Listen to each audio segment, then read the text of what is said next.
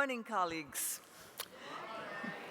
Thank you for the good morning. Yes, it is truly, is it still morning? Yeah, okay. It's truly an honor and a sincere pleasure to have so many of you with us, all 1,300 of you, learning, teaching, networking, and celebrating nursing education, the formative engine generating and advancing the nursing workforce. As you may have heard from the opening session, this is the largest group of nurse educators to gather at an NLN summit in almost 10 years.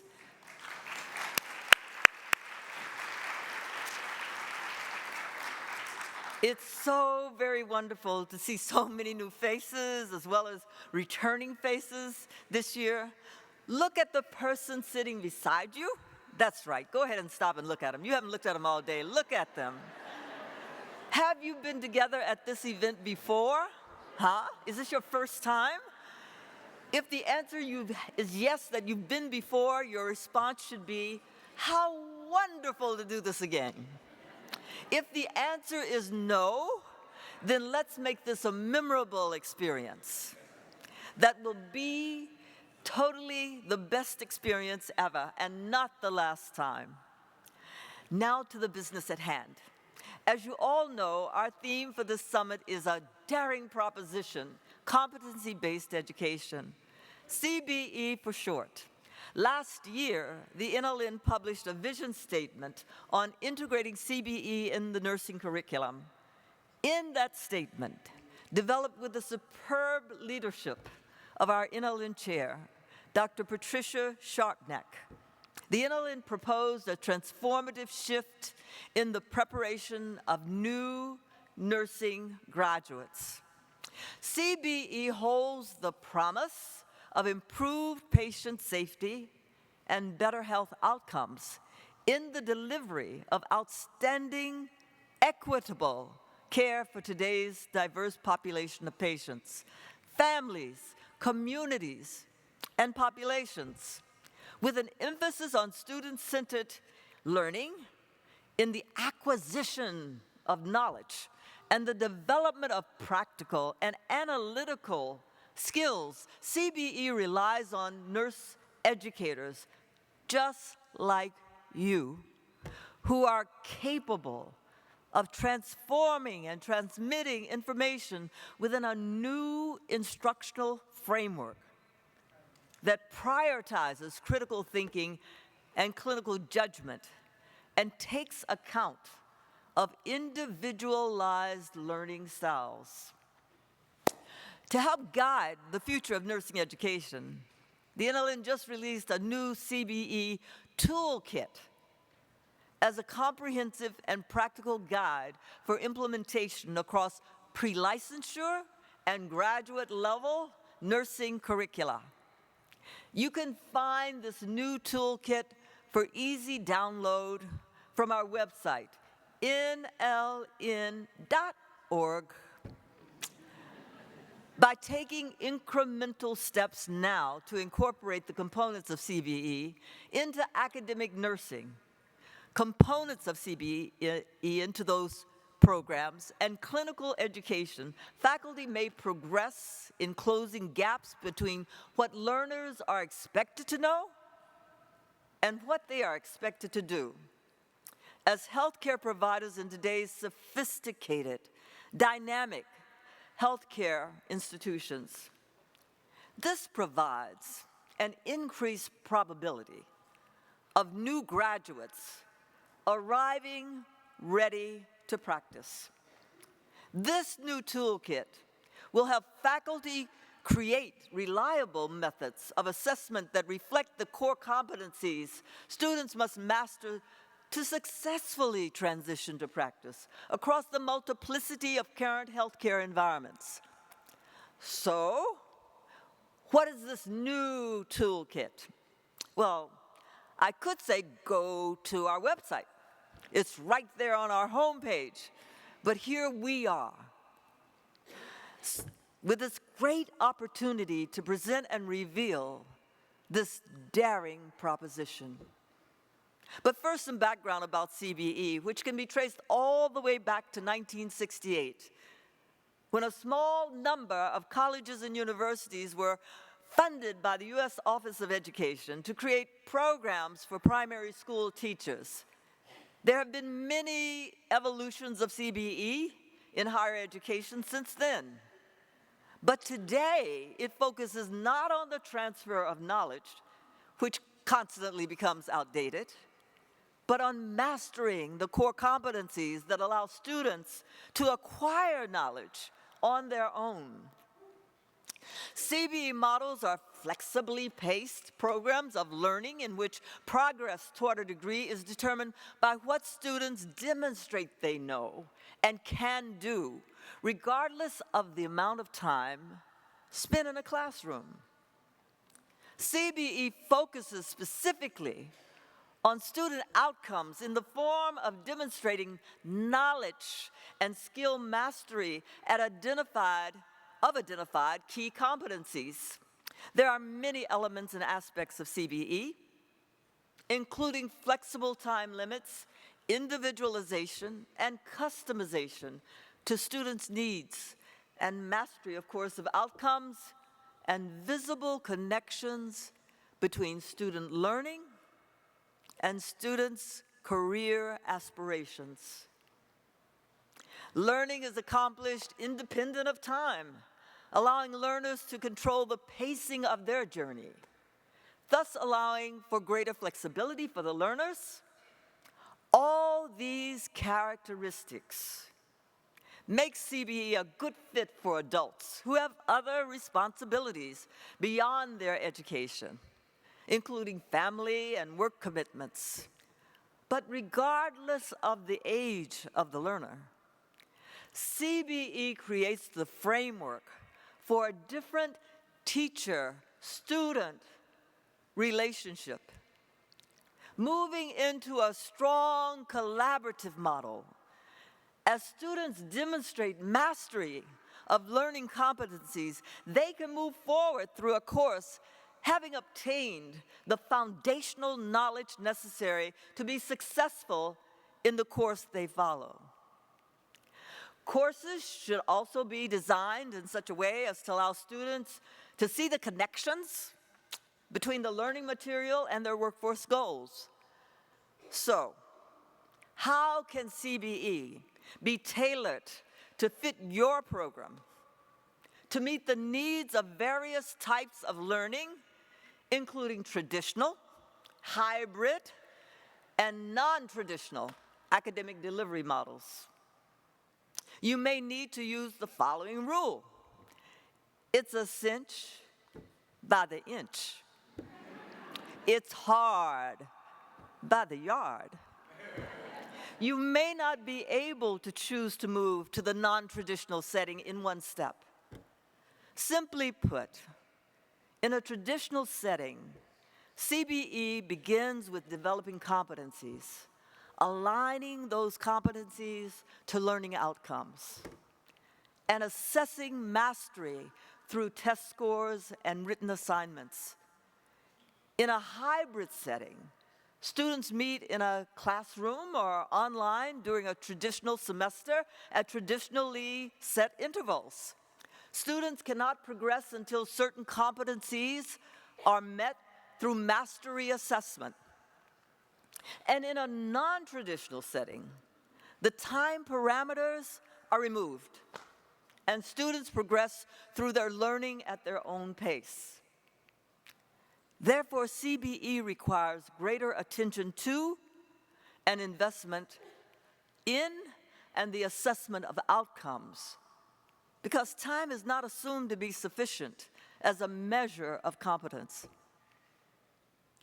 After each inch or step, breathe deeply, says the psych nurse, and celebrate. I've had some of my colleagues say they cannot celebrate until the initiative is complete. I highly recommend celebrating along the journey, not waiting until the end, whatever your end is supposed to be. Now, I know that it's been a controversial notion. Earlier this year, the NLN issued a statement saying that an increase in clinical education hours for nurse practitioner programs harms efforts to address the nursing shortage. Well, I have to, yeah, I know, some. Well, I have to tell you, we got a little bit of blowback on, at times, thoughtful about that on social media, especially on Twitter, now called, is it Zorro? Oh no, it's X, okay. We also received other thoughtful responses on different platforms, as well as directly to the NLN. I truly appreciate the dialogue and responses of our colleagues on both sides of the issues that were shared with the NLN. The NLN remains concerned, however, that increasing the number of required clinical hours creates an unintentional threat of exacerbating the nursing shortage and thereby decreasing access to patient care. Additionally, there remains a lack of documented, peer-evaluated scholarship to support an increase in clinical hours. In other words, more clinical hours do not guarantee quality clinical experiences.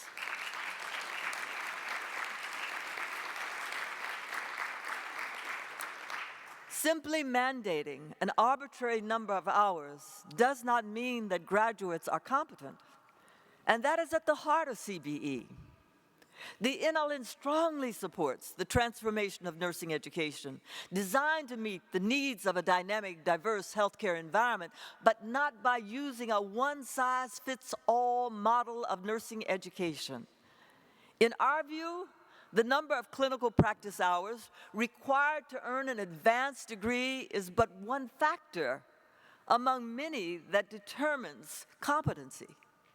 We need a progressive system overall that includes the acknowledgement of the clinical experience and background of so many of our nurse colleagues, while offering a different option for those with a limited clinical practice background. As with all learning models, educators, and in this case, nurse educators, are essential to this process. Keeping our focus on delivering quality patient care requires a multi-layered academic plan of progression using a competency-based approach. This is not a new idea, as Jan Jones Shank mentioned the other day, and as I noted earlier, 1968. What were you doing in 1968? But one the NLN has long supported. Evidence of competency attainment can take many forms and use different modalities. Assessment evidence must be evaluated using criteria that is taken from the definition of competence and the program outcome goals. Your programs can modify various aspects of CBE to meet your course and your current curriculum program requirements. Using the traditional, hybrid, and non-traditional models of CBE allows schools to tackle CBE in bite-sized pieces. Learning institutions can choose which aspects to start with when transitioning to CBE. For example, you could start with the experiential learning portion of the courses, the didactic portion of the courses, a co-integration of the two, or even just a focus on one course before slowly integrating the methodology into the whole program. Using a backward design, schools and programs can look at their learning outcomes and then course outcomes to identify the best fit for CBE. Once faculty know the desired student outcomes for the course, those are developed into competencies.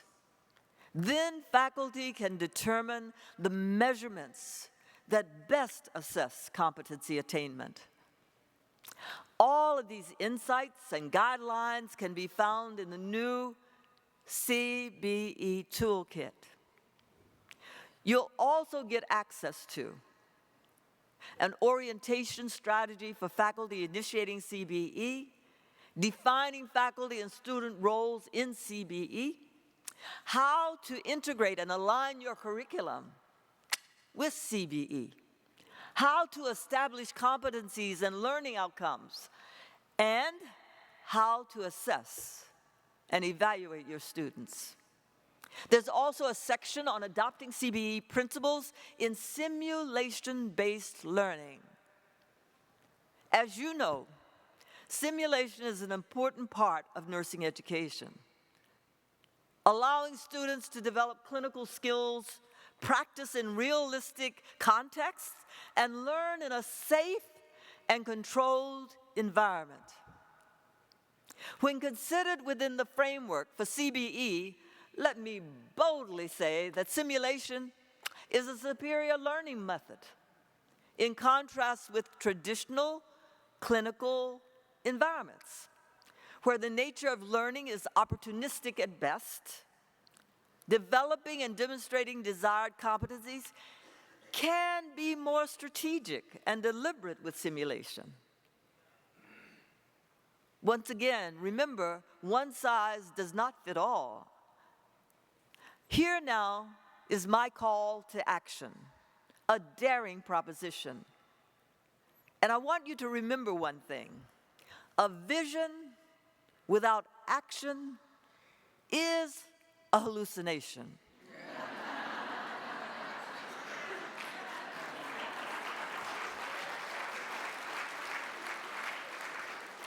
For too long, nurse educators have felt compelled to teach content, which is understandable and perhaps comfortable, without demonstrated gains in the practice readiness of new graduates.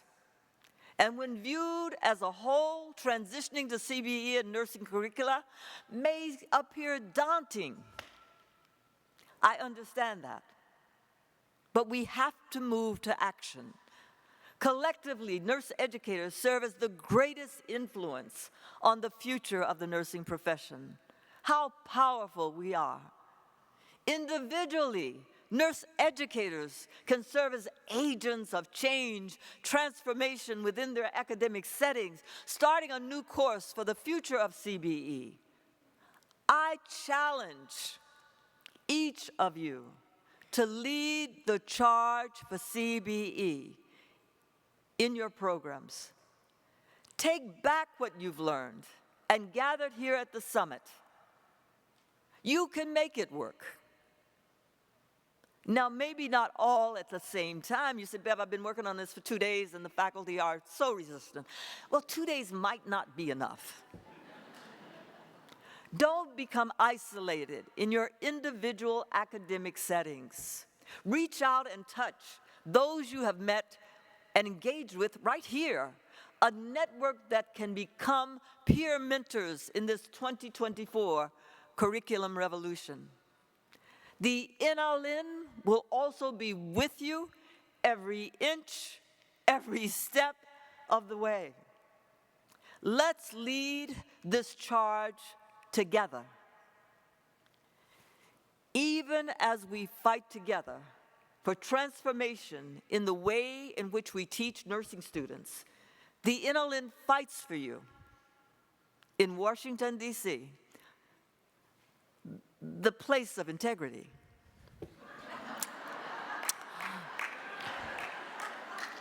Across the nation and internationally. For example, we sent out a couple of surveys this year, and one of the things we heard about loud and clear was the urgent need to raise the, did I say pay? Oh, I said pay of nurse educators. We all know that there's a shortage of nurse educators because they're not paid what they deserve.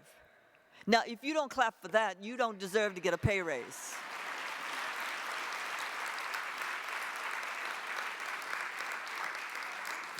That faculty are not getting the opportunities for advancement they need, and not given enough respect within their institutions for both the complexity of their work and the workloads they carry.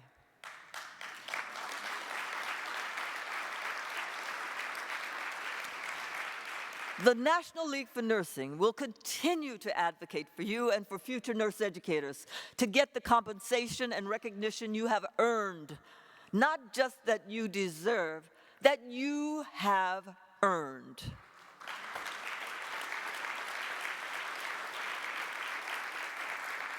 Colleagues, we will continue to have tough but needed conversations with federal officials and congressional lawmakers about what it takes to build and strengthen the nursing workforce to support the health of our nation. You also have the opportunity yourselves to connect and contact your members of Congress. Just this month, the NLN launched a major update to our Advocacy Action Center at NLN.org. Now you can find updates on important legislation affecting nursing. For example, Congress is actively debating right now funding for programs that support nursing education and research. Make your voice heard. Go to NLN.org and click the Advocacy Action Center under Public Policy. There you can find a simple, easy-to-complete form that allows you to send a message to your representative and senators. While we continue to advocate on your behalf, members of Congress do really like hearing directly from their constituents too. It's something about elections. I hope you'll check it out and take action soon. And every time you hesitate to take action, just question yourself. Look in the mirror and say, am I hallucinating? And as I'm sure you may have heard, there's an election coming up soon. Yeah, there's a rumor going around. As the largest and most trusted healthcare profession, the influence of nurses on public health and policy cannot be overstated. I encourage you to vote in your local, state, and federal elections.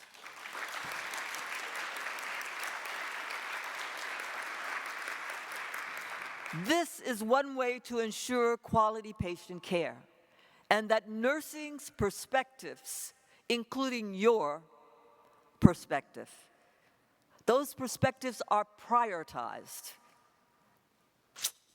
On a more local note, this is also NLN nominations season, which is happening right now.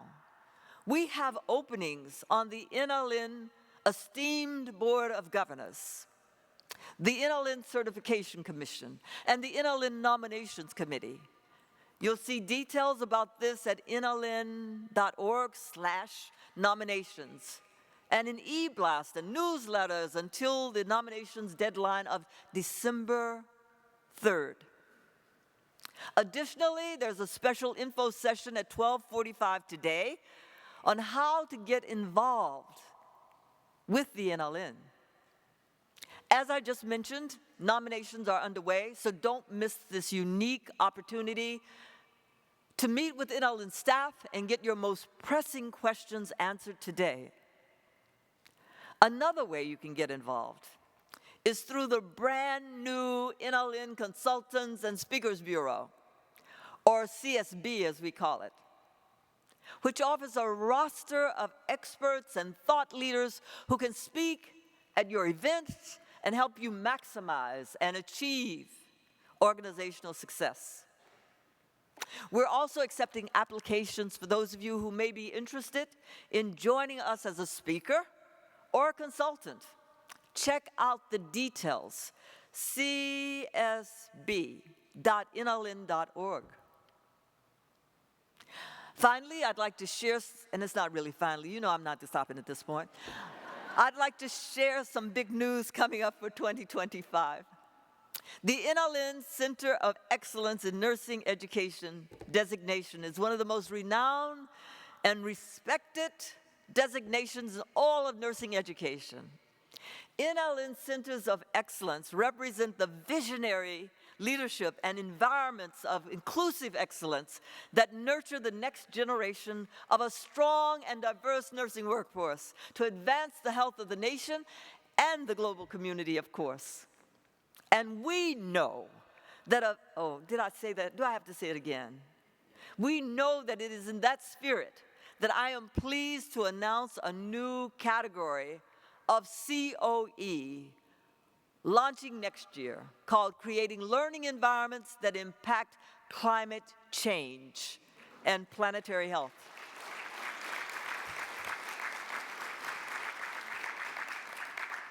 Recognizing that the reality of healthy people is inextricably linked with the health of our planet is vitally important to achieving the NLN mission. Poor health outcomes resulting from climate change are projected to become even more severe in the future. The 2022 NLN Education Summit, Healthy Planet, Healthy People, Leading the Way Through Education, Practice, and Policy, was a call to action. Following the summit in 2023, the NLN released a vision statement on climate change and health, which addressed the importance of educating current and future nurses for climate change, informed practice, and policy leadership. To continue ours and nursing education's leadership on climate, this new COE designation will recognize schools of nursing that have achieved a level of excellence in advancing work on climate change and planetary health. The criteria used to determine excellence in this category will be as follows. Number one, faculty and their leaders create a vision, expertise, and a shared commitment that lead to strategies and actions to improve planetary health, including human health and well-being. Number two, faculty design curricula across programs that integrate the science of planetary health threats, including climate change and pose nursing and transdisciplinary solutions to develop students' knowledge, skills, and attitudes for practice. Number three, faculty engage in scholarly endeavors that address climate change and planetary health, including their impact on human health and well-being. Number four, students and faculty actively engage with their communities to impact awareness, knowledge, and/or action to improve planetary health and sustainable practices. Number five, students, faculty, and school leaders partner with their communities to advocate for policies that promote environmental and climate justice, health equity, planetary health, and population health and well-being. And number six, the final criteria, faculty and school leaders engage their clinical partners to advance nurses' knowledge and practices related to planetary health, sustainable practices such as decarbonization, and the health impacts of climate change. Colleagues, this is such an important issue. Extreme weather events are becoming all too frequent and even more extreme, especially right here in Texas. I mean, we have evidence right out the door, whereas they say everything's bigger. As a nurse educator and as a member of the most trusted profession in America, we must continue to alert the public about the health risk of a changing climate and the link this has to our personal health, the health of our family, community, and the health of our environment. Please, please, please, please take this opportunity to lead on the issue of climate change. Back to your schools and programs.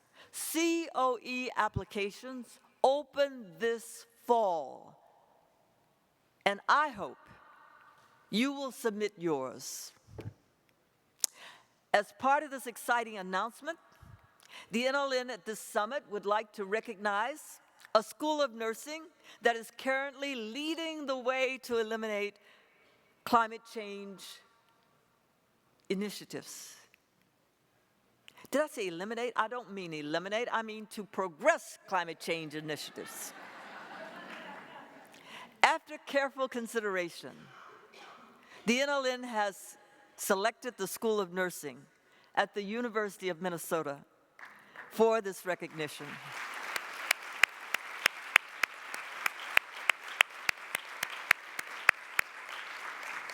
Their pioneering efforts in education, curriculum, research, and outreach help to set a standard for schools and organizations in nursing and for other health professions to follow.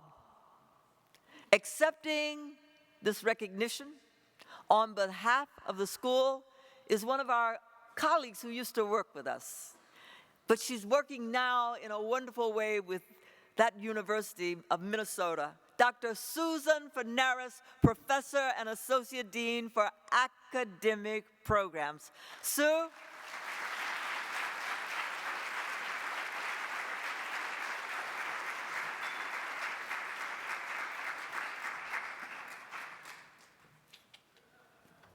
Come on, we need a picture over here.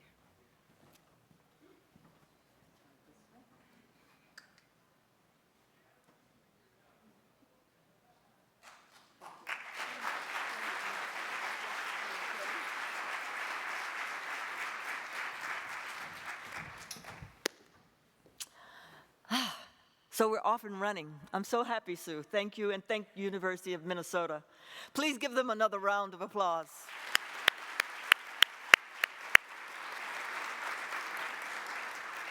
Colleagues, it is truly an honor and an inspiration for me to serve as president and CEO of the National League for Nursing, the nursing's first, did I say first? First nursing organization. Yes, we were the first. Did I say that 3 times? Oh my goodness. And the leading voice for nursing education. We will continue to serve as your champion on the issues that matter most to you and to our profession. Thank you once again for being here, and I hope you have had and continue to have a fantastic summit. Thank you.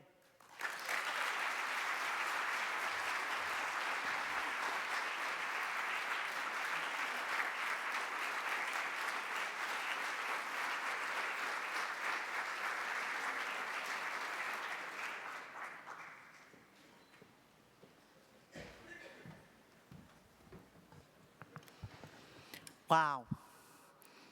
Thank you, Bev, for this inspiring address that outlines so many of the initiatives that sets the NLN apart as the, and I will underline the, and I'm from Ohio, so Ohio State, the premier organization that supports nurse educators. One more time, please give us a round of applause.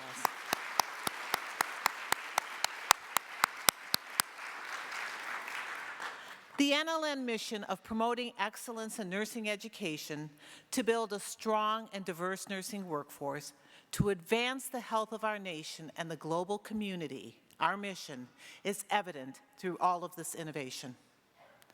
Now it's time for the presentation of the 2024 NLN Nursing Education Research Grants Award, the Nursing Education Perspective Article Awards, and the NLN Foundation Scholarships. I will now turn this over to Dr. Susan Luperel, Chair of the NLN's Scientific Research Review Board.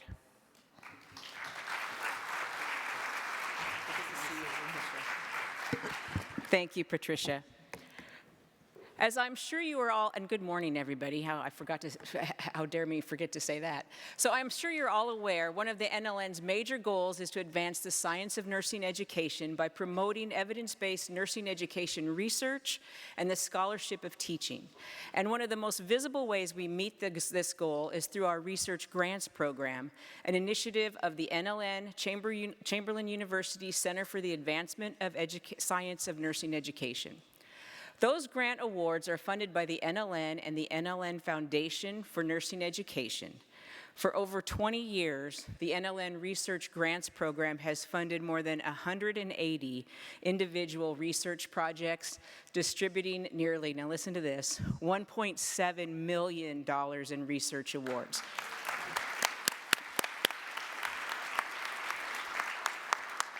So on behalf of the NLN, I would like to thank the members of the NLN Scientific Research Review Board and all of the NLN members who served as grant proposal reviewers this year. I know many of you are here. Please do stand and be recognized.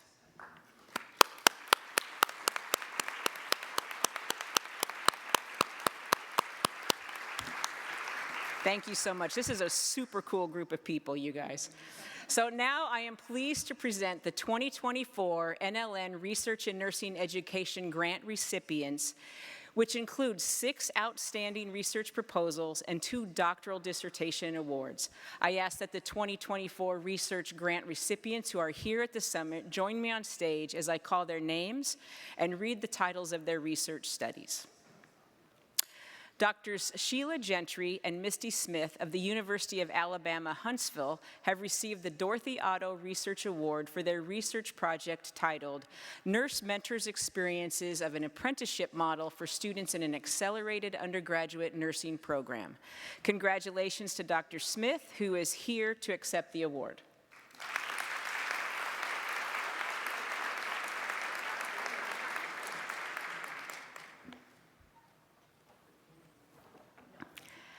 And we continue, as always, to be grateful for the continuing impact on nursing education research, thanks to Dr. Dorothy Otto's gift to the NLN.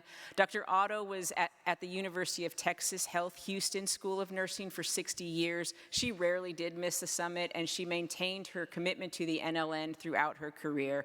That's a wonderful legacy, so thank you to Dr. Otto.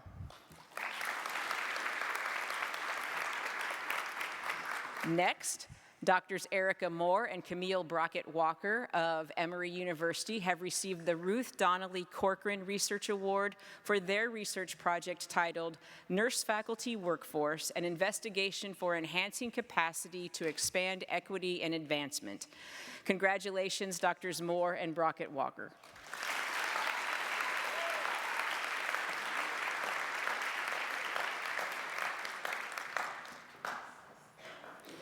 The Nancy Langston Research Award is presented to Dr. Jacqueline Christensen, Dr. Jessica Lieberg, Ms. Lisa Graybert, Dr. Catherine Malin, and Dr. Jessica Zemlak of Marquette University and University of Wisconsin for their study titled Addressing the Nursing Faculty Shortage, Exploring Effort-Reward Imbalance Among Full-Time Nursing Faculty. Congratulations, Drs. Christensen and Lieberg, who are here to accept the award.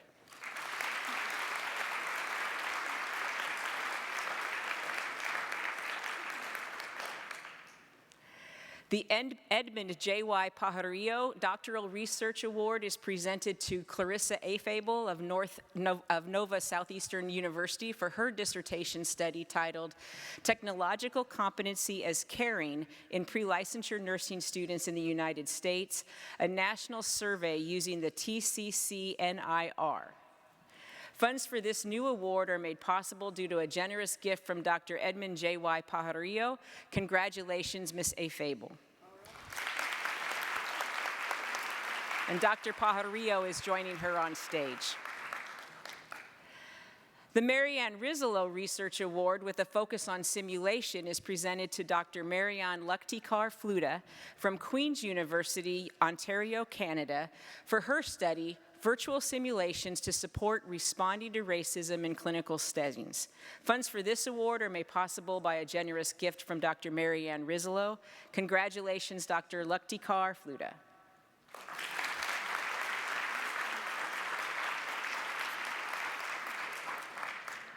The NLN Foundation Research Award is presented to Dr. Susan Irvine, Dr. Lisa McKenna, Kelly Mumford, and Kelly Wayne of Victoria University and La Trobe University for their study, Clinical Decision-Making of Undergraduate Nursing Students, Management of Medication Administration of Verbal Protocol. Although they are unable to join us today, congratulations to Dr. Irvine and this team of researchers from Australia.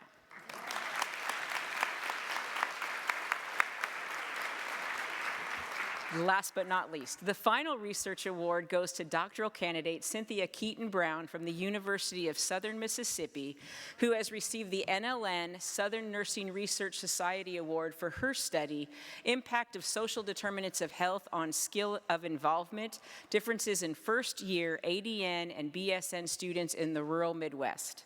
We are again grateful to SNRS for joining us with the NLN to fund this award. Dr. Charlene McNeil, the current SNRS president, was on stage to accept the award on her behalf, so congratulations. Once again, thank you. Another round of applause to all of these outstanding NLN Research Grant recipients, please.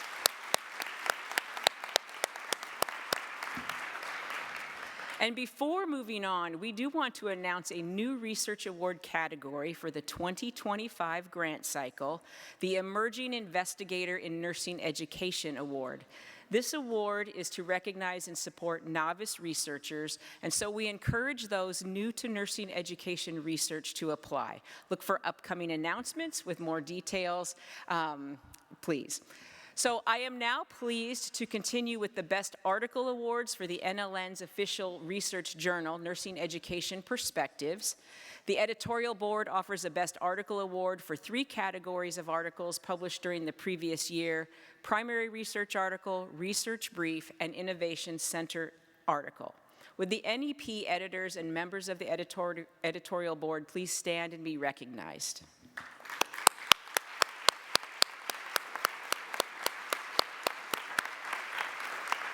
And if you are on the NEP peer review panel and review manuscripts for NEP, please also stand to be recognized.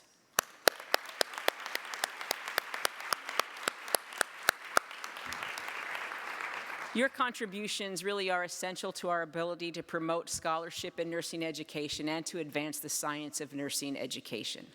I would like to remind everybody that Nursing Education Perspectives is a major benefit of your NLN membership and may be found on the journal's website at neponline.net. Can't forget that. Also on stage is Dr. Barbara Patterson, editor of the NEP, or about to be on stage is Dr. Barbara Patterson, editor of the NEP.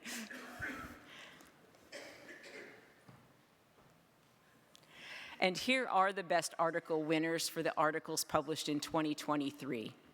For the feature articles category, congratulations to Ryan Crawford, Tammy Barbet, Patricia Troyan for their article, A National Qualitative Study of Work-Life Balance in Pre-Licensure Nursing Faculty. This was in the January-February issue.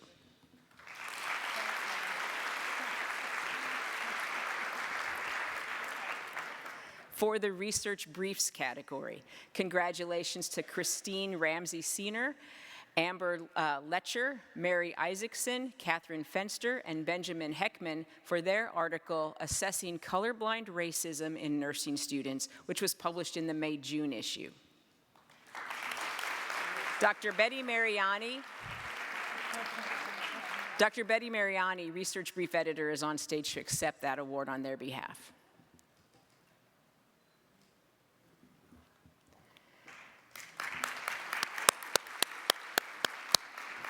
And finally, for the Innovation Center category, congratulations to Beth Ann Swan, Nicholas Giordano for their article, Addressing Nursing Students' Understanding of Health Equity and Social Determinants of Health, an Innovative Teaching Learning Strategy, published in the September-October issue.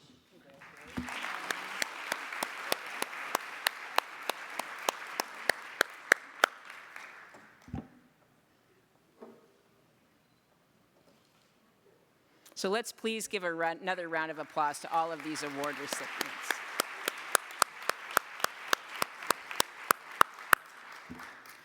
And now, it's my distinct honor to present the 2024 NLN Foundation for Nursing Education Scholarships. Dr. Patrick Robinson, the NLN Foundation Chair, will join Drs. Sharp, Knack, and Malone on stage to present the scholarship awards. Every year, the NLN Foundation for Nursing Education offers scholarships of up to $8,000 to nurses pursuing advanced degrees to advance their careers as full-time nurse educators. In alignment with the NLN core values and mission, the NLN Foundation is proud to encourage more experienced and ethnically diverse nurses to pursue advanced degrees to prepare for full-time positions as nurse educators. Applicants are from accredited programs who have completed at least 1 year of their academic studies. The NLN is the only nursing member organization that provides scholarships specifically for nurse educators at all levels. This year, the NLN Foundation is pleased to recognize 8 outstanding scholarship recipients. They are Ariane Patano, Michigan State University College of Nursing.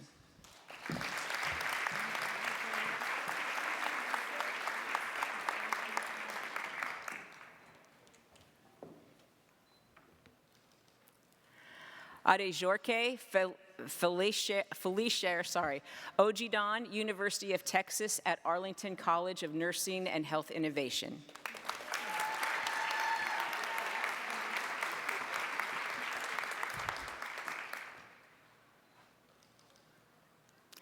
Catherine Creese, University of Texas at Arlington.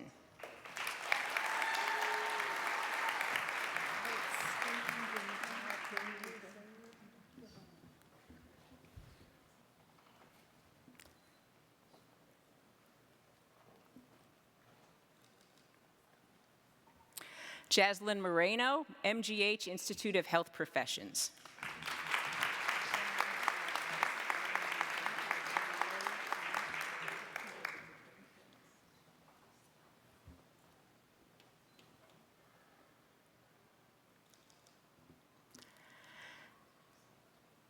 Jennifer Remick, Bryan College of Health Sciences.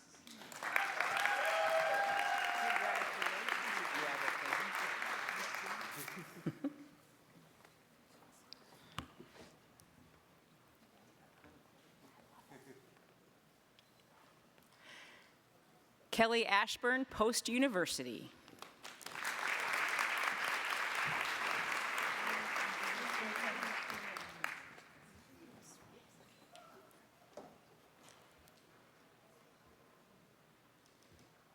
Tracy Scaletti, Widener University.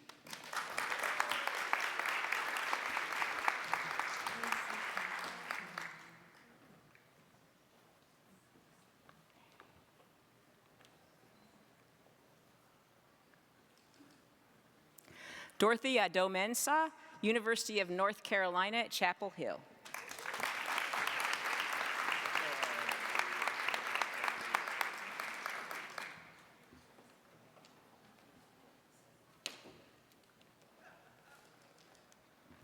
Congratulations again to the NLN Foundation for Nursing Education Scholarship recipients.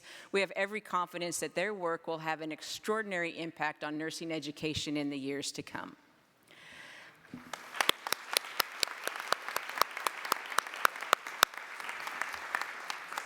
Finally, we have 4 more scholarships to recognize this year. First up, the first ever Steve Sarame Nurse Educator Scholarship Award, which honors the NLN's former Chief Financial Officer and his 26 years of service prior to his retirement last year. Our winner this year is Jennifer Roy from the University of Alabama.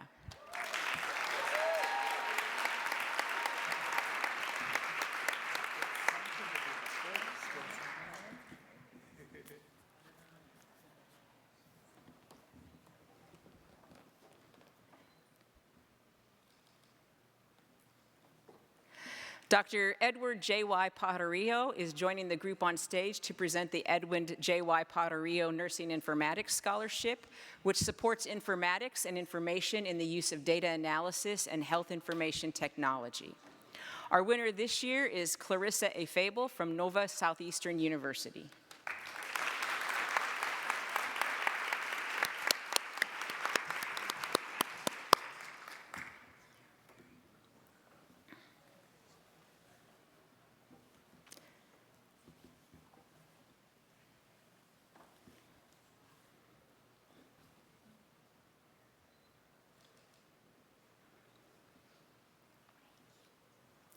And Andrew Lingo is joining the group on stage to present the NLN Health Carousel Foundation Nurse Educator Scholarship, which goes to a nurse who received an initial nursing degree outside of the United States, but is now registered in the U.S. and pursuing an advanced degree to further a career as a full-time nurse educator. Our winner is Hannah Drowar Oder Opoku. I'm so sorry. From the University of Massachusetts.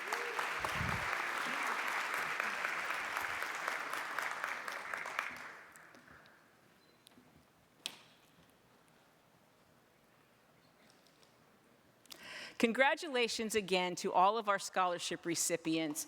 We are also very grateful to all of our members, the 2024 Centers of Excellence, the NLN Academy inductees, and our many partners who have donated to the NLN Foundation in the past, who helped make these awards possible.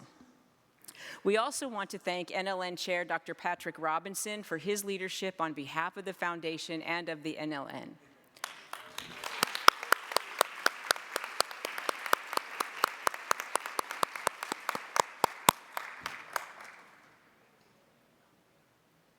And I believe I'm turning it back to you, Dr. Sharpnack. Thank you so much. Thanks. Thank you, Susan. Please join me in another round of applause for all of today's well-deserving award recipients.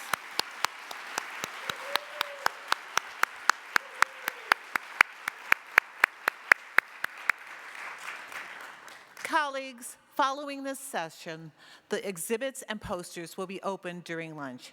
Please, please, please support our exhibitors as you check out their many excellent resources and educational opportunities. Then there are many more concurrent sessions this afternoon. It's not over, including a special session on how to get involved with the NLN. If you're interested in joining an NLN committee, panel, or dare to be part of the Board of Governors, you won't want to miss it, and I mean that very sincerely. Get involved. Then at the annual business meeting, which starts back here at 4:00 p.m., followed by a number of receptions this evening. You can also share your experience on social media, and please do, using hashtag NLN Summit 24. Share the excitement. We hope you have a wonderful rest of the day, and thank you so much again. Have a good afternoon.